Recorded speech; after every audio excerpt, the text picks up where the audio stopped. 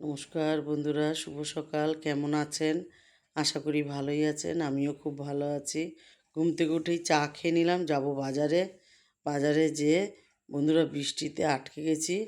তারপর ভ্যানে বসেছি, তাও এত জোরে বৃষ্টি আসলো, পুরো ভিজেই বাড়ি চলে আসলাম। ছাতাতেও মানিনি, চলে আসলাম। বাড়ি এসে জামা কাপড় ছেড়ে আগে এক কাপ চা খেয়ে নিই। আর খিদে পেয়েছে, কালকে জিলাপি বানিয়েছিলাম, তাই একটু মুড়ি দিয়ে খাবো। খেয়ে ওই পাশে যাব, একটা গাছ লাগাবো। গাছ লাগাবো মানে কি, গাছ আছে, ওটাকে এই টবটার মধ্যে লাগাবো। নীলকণ্ঠ গাছ এনেছিলাম, আর ওটাকে এখন এইটার মধ্যে দেবো। দেখেন না, ওরা গাছ বিক্রি করে তো, ছোটো ছোটো ওই প্লাস্টিকের যে করে সেই ওরকম ওর মধ্যে মাটি দিয়ে গাছ বসিয়ে দেয়। তা যাই হোক, ওটাকে কেটে ওই প্লাস্টিকটা ছাড়িয়ে দেবো আর এই টবটার মধ্যে বসিয়ে দেবো।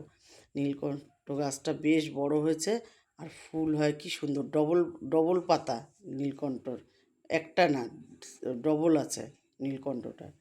ওই জন্য, আর এখন বর্ষাকাল তো বন্ধুরা, মাটিটাও ভিজা আছে, ওই জন্যে একবারে বসিয়ে দিলাম। আর এটা এই ঘরের বারান্দাতেই রয়েছে। কালকে থেকে সেই বাসন জমিয়ে রেখেছি। এ দেখেন, কালকের ওই রথ নিয়ে মাতামাতি করেছি, 3বার বেরোতে গেছি, 3বারই বৃষ্টি এসছে। তারপরে লাস্টে ওই ভিজে রাস্তার মধ্যেই নাতিকে নিয়ে বেরিয়েছিলাম একটু। আর এই যে দেখেন, এত বাসন রয়েছে। বোনকে জিতেশ এসছে, বোনকে বললাম যে একটু চিংড়ি মাছ নিয়ে নিই, তাহলে ভেন্ডি দিয়ে আলু দিয়ে বেশ একটু করবি, ভালো লাগবে।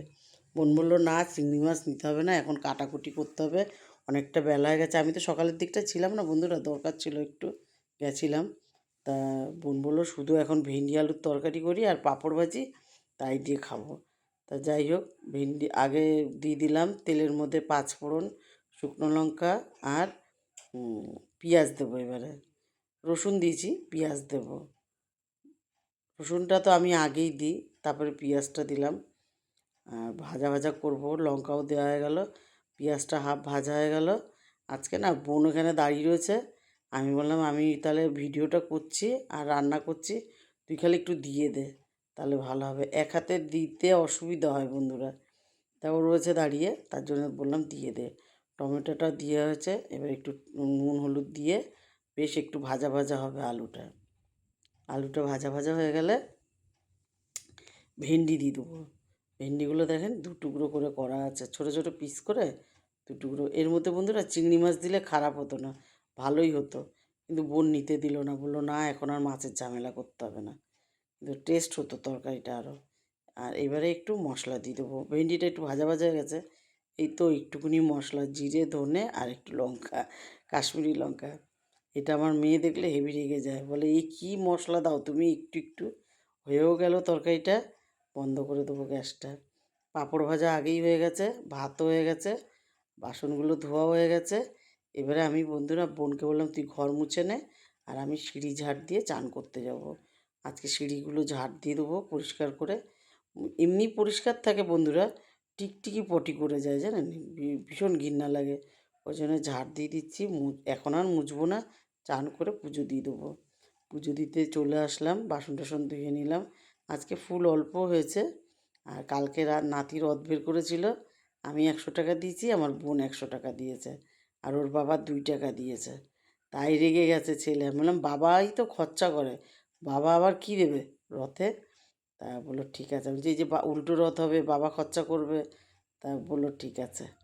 সন্ধেবেলায় একেবারে সন্ধেও দিয়ে নিলাম বন্ধুরা পুজো দিয়ে, কেননা সন্ধে সন্ধে হয়েই এসছে।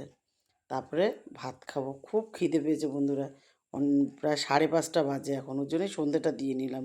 খেতেও বসে গেলাম। এই যে পাঁপড় ভাজা রয়েছে, আর ভেন্ডি আলুর তরকারি। তরকারিটা ভালো হয়েছে খেতে বন্ধুরা, গন্ধটা বেশ ভালো বেরিয়েছে, কিন্তু বেশি বেশি করে নিয়ে নেবো তরকারি, অনেকটা তরকারি হয়ে গেছে।